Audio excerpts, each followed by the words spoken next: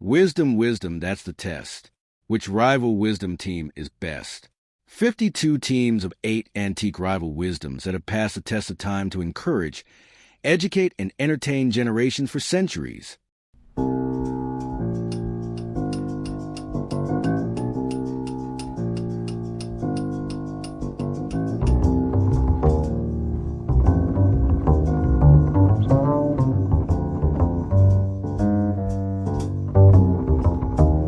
Teammate, prevention, and love. Quote definitions, biographical context, and synergy analysis too. Replace hate with motivational education to guidealife.com. Quote 8.1. It's easier to resist at the beginning than at the end. Leonardo da Vinci 1452 to 1519. Quote definition. The moment of early resistance, before a bad habit, harmful idea, or destructive impulse takes hold, requires far less effort than attempting to reverse or escape it once it has become entrenched. Quote application.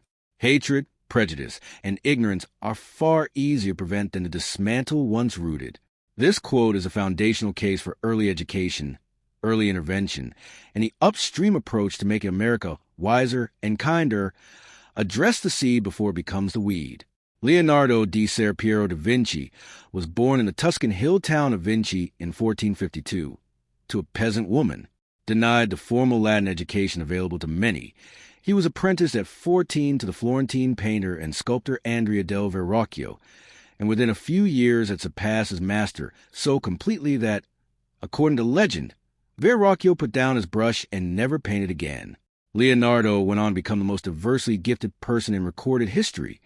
Painter, sculptor, architect, musician, mathematician, engineer, inventor, anatomist, geologist, botanist, and writer. His notebooks, over 7,000 pages of observations, drawings, and ideas, remain unpublished for centuries after his death, meaning many of his scientific insights were rediscovered by later generations who had no idea he had been there first. This particular observation comes from Leonardo's lifelong study of natural forces and human behavior.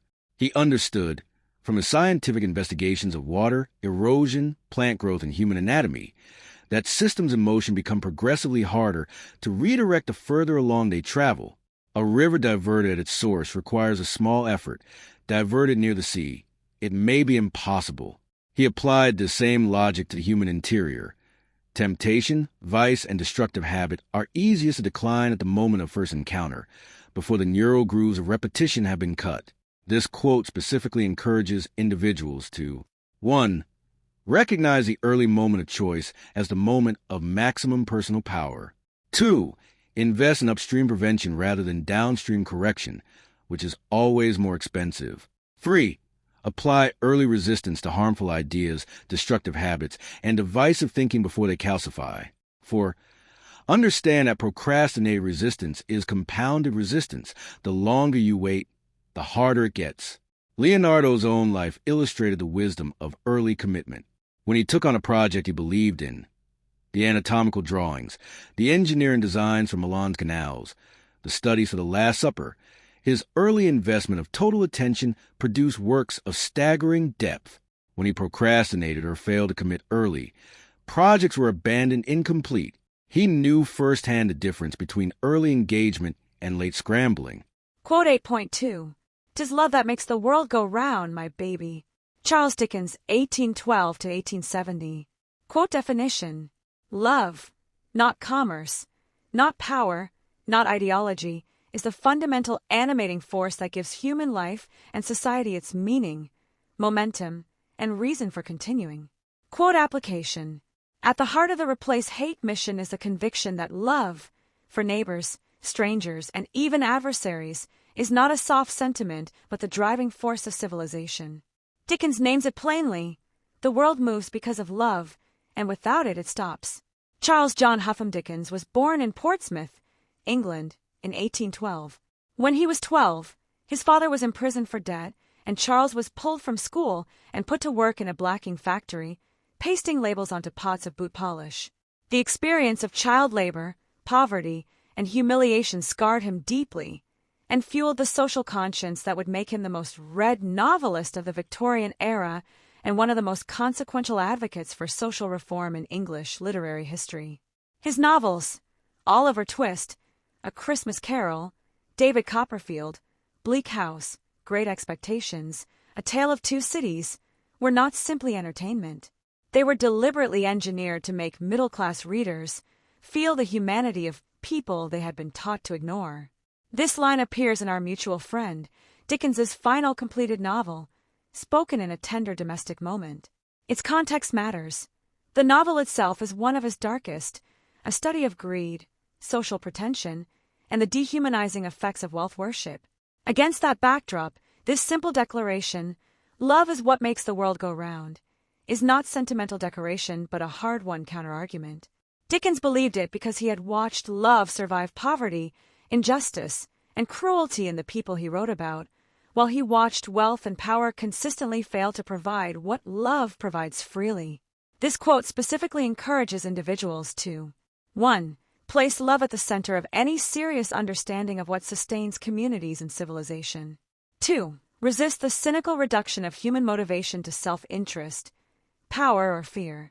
3. Treat love as a force with structural, social consequences, not merely a private emotion. 4. Act from love as the practical foundation for building the kind of world worth living in. Dickens didn't just write about love, he mobilized it. His public readings of A Christmas Carol reduced hardened businessmen to tears and generated immediate charitable giving. His journalism exposed the conditions of debtors' prisons, child labor, and workhouses so vividly that legislation followed. He made people love the people they had been taught to dismiss. That is the mechanism by which love actually makes the world go round, not sentiment, but the expansion of a circle of human concern. Quote 8.3. Ignorance is the mother of all evils. François Rabelais, 1494 to 1553. Quote definition. Every form of evil, cruelty, hatred, injustice, oppression, has its root in a failure of knowledge and understanding. Ignorance is not merely one cause among many. It is the generative source from which all other causes grow. Quote application. This quote is the intellectual foundation of the entire motivational education mission. If ignorance mothers all evil, then education, genuine, wisdom-based education, is the most powerful anti-hate intervention available. Every workbook, every quote, every video is an act of prevention at the root level. François Rabelais was a French Renaissance writer, physician, humanist, and monk whose satirical masterwork, the 5-volume Gargantua and Pantagruel, remains one of the most extraordinary and radical works of European literature. Born in the Loire Valley around 1494, he entered the church as a monk but found the restrictions on learning intolerable and eventually abandoned his order to pursue medicine, graduating as a physician and practicing at Lyons Hotel de Hospital. He was simultaneously one of the most learned men of his era, fluent in Greek, Latin, Hebrew, and multiple modern languages, trained in medicine, law, and theology, and one of its most irreverent satirists, whose body, exuberant, encyclopedic novels were placed on the Church's index of forbidden books. The claim that ignorance mothers all evils was not casual hyperbole from Rabelais. It was a carefully considered humanist conviction. He had watched the Church use controlled ignorance as a tool of power, keeping scripture in Latin that ordinary people couldn't read, suppressing scientific inquiry, burning books, and sometimes their authors. He had seen communities turn to cruelty and superstition in direct proportion to their distance from genuine learning. As a physician, he understood that untreated disease, like untreated ignorance, spreads. His entire literary project was an attempt to combat ignorance with laughter, with language, with the sheer, overwhelming abundance of human knowledge presented as joyful rather than threatening. This quote specifically encourages individuals to 1. Trace every form of prejudice, hatred, and cruelty back to its root in ignorance rather than treating symptoms. 2. Treat education of oneself and others as a moral imperative with direct social consequences. 3. Resist willful ignorance, the choice not to know, as among the most dangerous of human decisions. 4. invest in wisdom-based learning as the most upstream and therefore most powerful form of social change. Rabelais himself paid a price for fighting ignorance. His books were condemned, his safety was periodically threatened, and he spent years under the protection of powerful patrons who shielded him from the Inquisition. He kept writing anyway, pouring the full range of human knowledge, medical, philosophical, legal, theological, linguistic, culinary, astronomical, into novels so entertaining that people read them despite the danger. He knew that the only weapon that genuinely defeats ignorance is knowledge made irresistible. Quote 8.4. Toleration is good for all, or it is good for none. Edmund Burke, 1729 to 1797. Quote definition.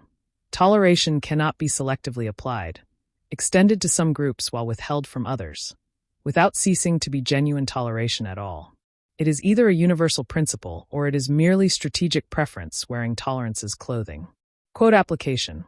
This is a direct and powerful challenge to selective tolerance, the tendency to celebrate diversity that looks like us while excluding diversity that doesn't. For replacehate.org, Burke's principle means the commitment to wisdom and kindness must extend to everyone, without exception, or it contradicts itself.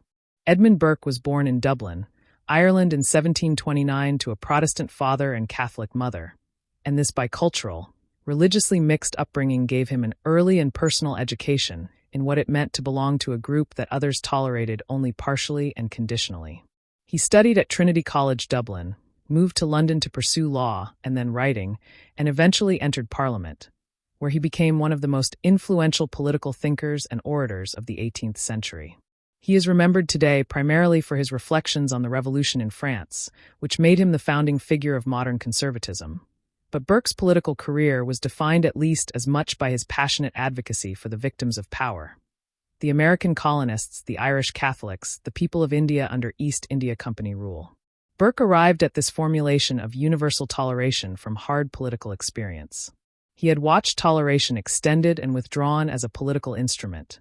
Catholics tolerated when convenient, persecuted when not. American colonists granted rights when profitable, taxed without representation when the crown needed revenue. He understood that partial toleration is a form of power, not a form of principle. It keeps the tolerated group in a permanent state of conditional acceptance, always vulnerable to having the tolerance revoked.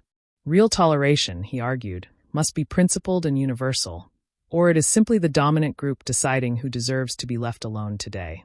This quote specifically encourages individuals to 1. Examine whether personal commitments to tolerance are genuinely universal or selectively applied. 2. Recognize that conditional toleration is a form of control, not a form of respect. 3. Apply the same standards of fairness, dignity, and inclusion to groups you find uncomfortable as to groups you find congenial. 4. Understand that the credibility of any justice claim depends on its willingness to be applied universally. Burke spent much of his parliamentary career fighting for people who had little political power and who were, in many cases, not his natural constituency. His prosecution of Warren Hastings for crimes against the people of India lasted nearly a decade and ultimately failed to secure a conviction. But Burke pursued it anyway, at enormous cost to his time and political capital, because he believed the principle of universal justice demanded it. He modeled in his own life the uncomfortable universality he prescribed. Quote 8.5. Experience is a good school, but the fees are high. Heinrich Heine, 1797 to 1856. Quote definition. Direct personal experience is genuinely instructive, but the cost of that instruction in time, pain, loss, and consequence is steep. Learning from others' experience, or from wisdom accumulated across generations, offers the same education at a fraction of the price. Quote application. The entire premise of sharing antique wisdom quotes is captured in this single line. The 2,500 years of human experience encoded in the 52 teams of 8 represents an enormous amount of tuition already paid by others. Reading and internalizing these lessons is the scholarship that exempts us from paying those fees again ourselves. Harry Heine, who published as Heinrich Heine, was born in 1797 in Dusseldorf to a Jewish merchant family in a Germany where Jews faced severe legal restrictions on residence, profession, and civic participation. He converted to Lutheranism in 1825, describing baptism sardonically as the ticket of admission to European culture, a line that captures the bitter irony that ran through his entire life and work. He became the greatest German lyric poet of the 19th century, a brilliant satirist, and a political journalist whose sharp, funny, devastating commentary on German nationalism, religious hypocrisy, and political repression eventually forced him into permanent exile in Paris in 1831. Heine paid extremely high fees at the School of Experience, exile from his homeland, estrangement from his family, decades of painful illness, likely multiple sclerosis, that left him paralyzed and bedridden for the last 8 years of his life, and the bitter experience of watching the liberal ideals of his youth give way to the nationalism that would eventually produce consequences he didn't live to see but seemed to anticipate. He wrote from his mattress grave with undiminished brilliance until near the end, producing some of his finest work in conditions of severe physical suffering. He knew better than almost anyone what experience costs. This quote specifically encourages individuals to 1.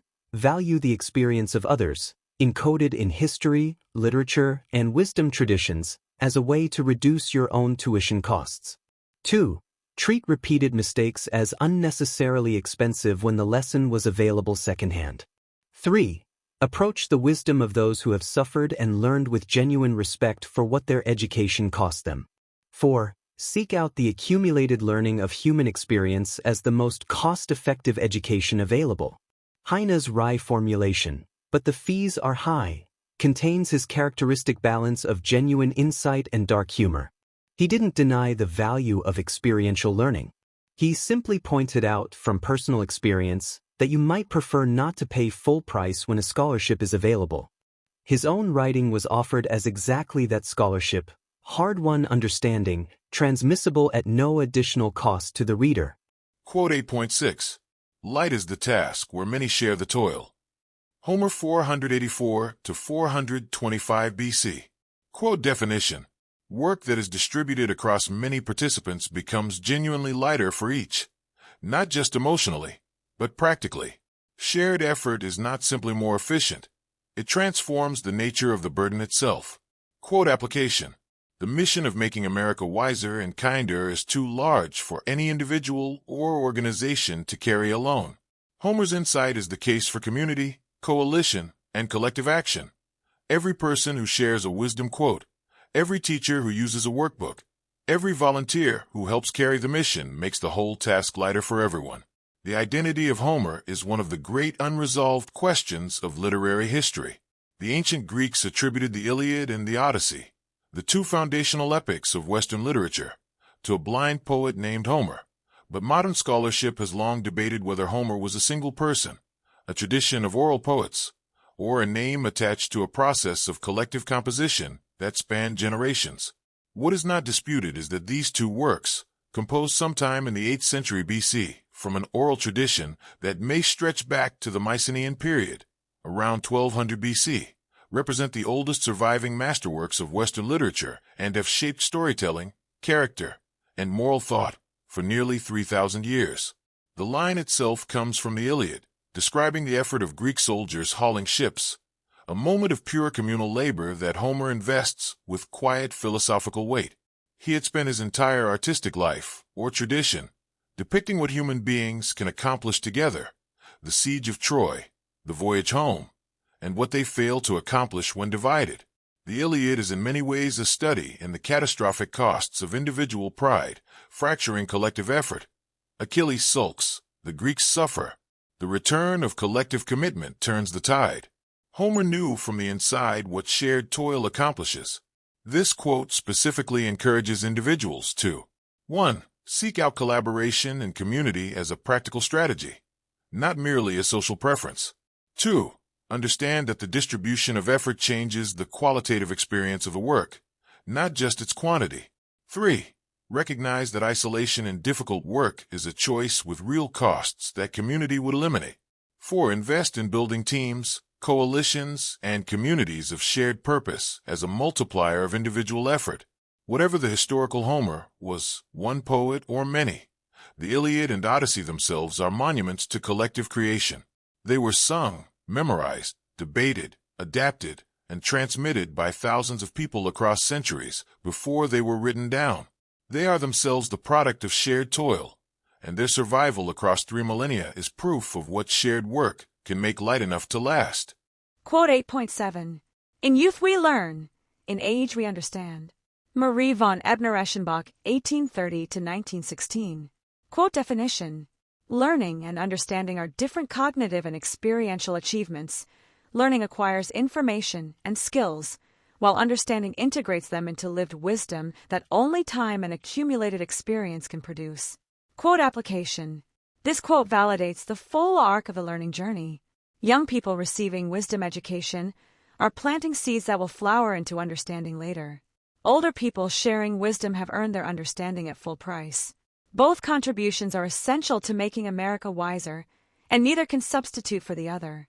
MarievonEbner-Eschenbach was born in 1830 into one of the most aristocratic families in the Austro-Hungarian Empire, raised on a Moravian estate by a cosmopolitan family that gave her an unusually rich, early education. She began writing plays as a young woman, and endured 2 decades of rejection and condescension from the Viennese theatrical establishment, which did not take female dramatists seriously. She turned to prose fiction and aphorisms in her 40s, and it was in those forms that her gifts fully emerged. By the time she died in 1916 at 85, she was recognized as one of the greatest German-language writers of her era, the first woman to receive an honorary doctorate from the University of Vienna, and the author of a collection of aphorisms, published in 1880, that remains one of the most quoted in the German language. This observation, among her most celebrated, draws on her own extraordinary experience of the gap between early learning and late understanding.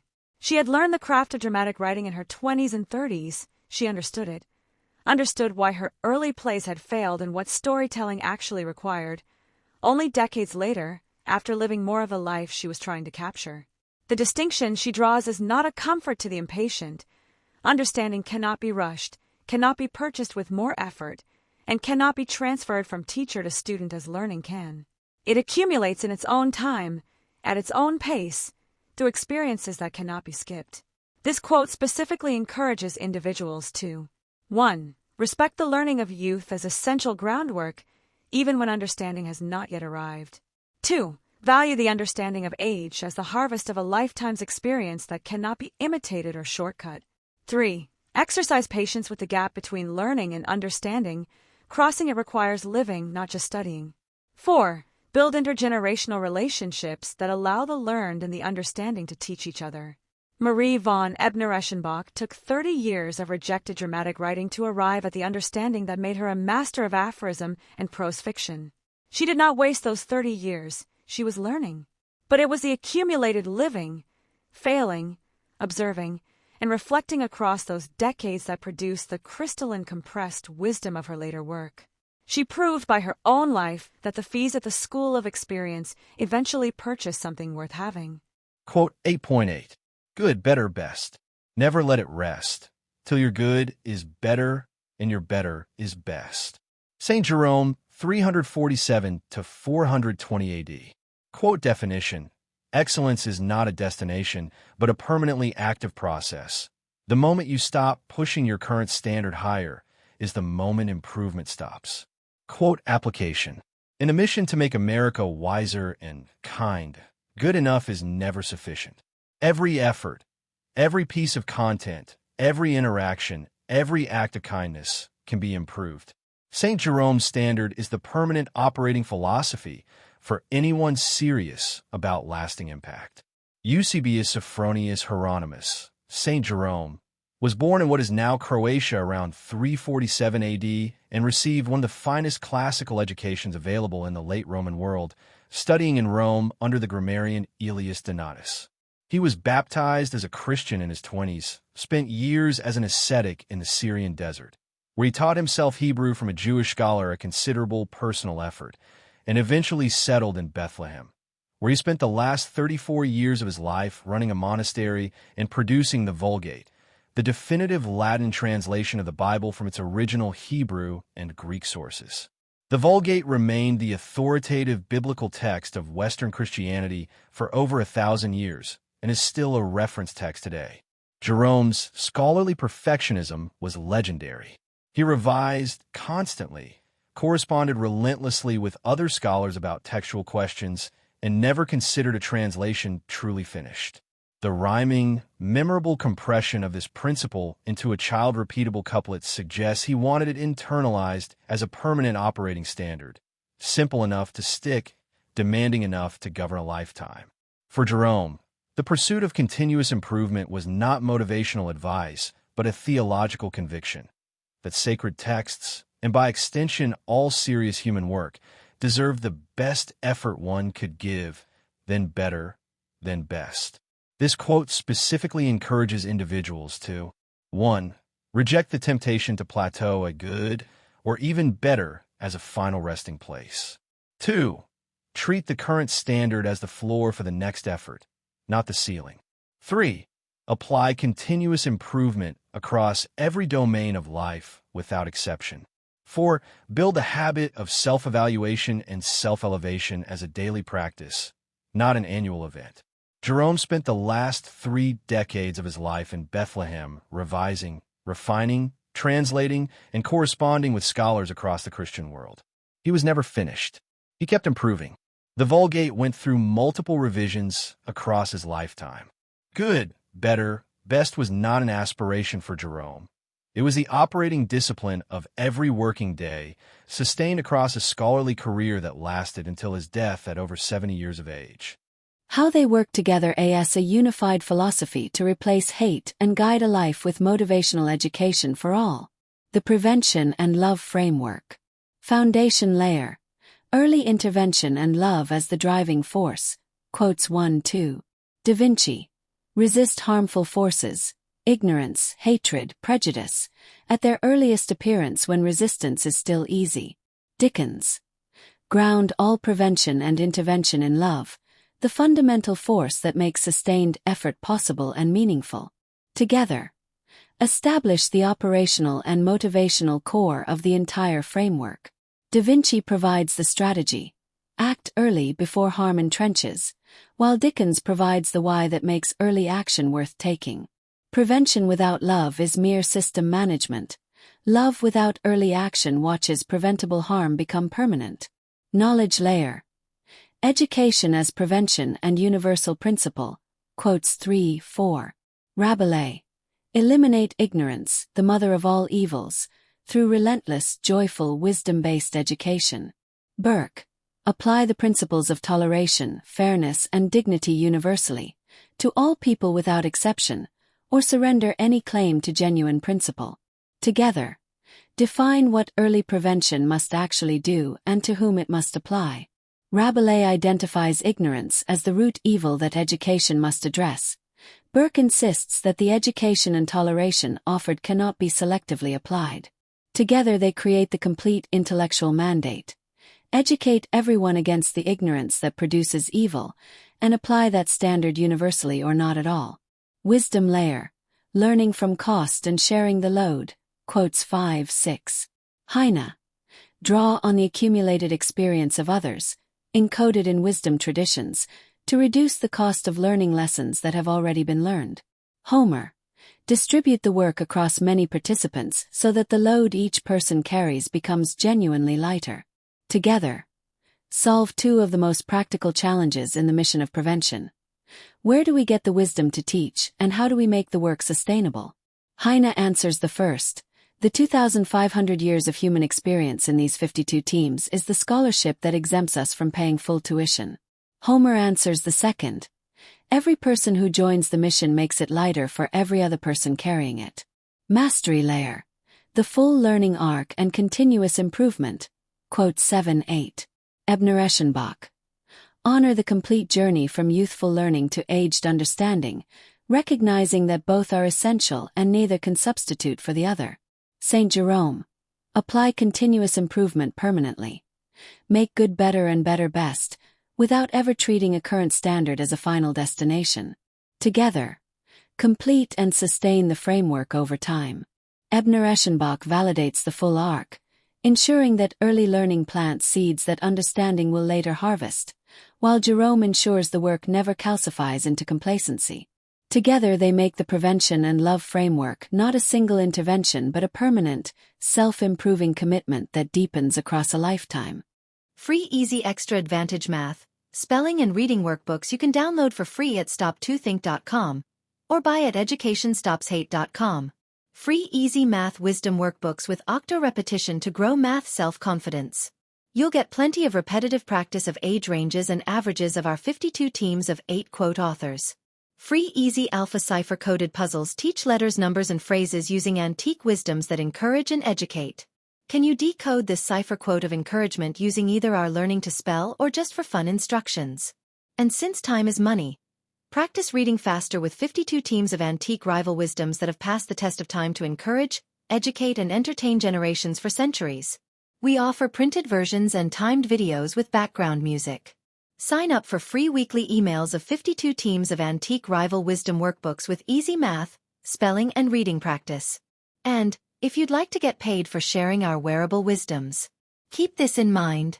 Everyone I know wears a shirt, and most of us change them daily, so change your shirt and change the world. Social equalities are blatantly subliminal antique positive wisdoms repetitively shared without saying a word.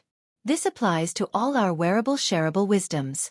Like pretty witty baby onesies and baby tees that you and others will see and read multiple times a day. The same is true with pretty witty kids, but they'll also share these wisdoms with anyone that can read at daycare or school. Youthful truths let your kids gain confidence sharing antique wisdoms with their friends. Imagine them sharing words of wisdom with classmates and teachers. I think tees I wear is a super easy way to share words of wisdom that have passed the test of time. Our social equalities help make us all wiser and kinder with blatantly subliminal messages promoting a more fair and equal opportunity society for all. And don't forget our giftwisdoms.com for birthdays and holidays that makes it easy to share the wisdom with clothing, coffee mugs, and magnets. So do the future a favor by encouraging, educating, and entertaining with words of wisdom that have passed the test of time to make us all wiser and kinder. With wearable wisdoms to fit babies, kids, and adults. You can clothe a whole family, city, or state. Join the 52 of 8 today.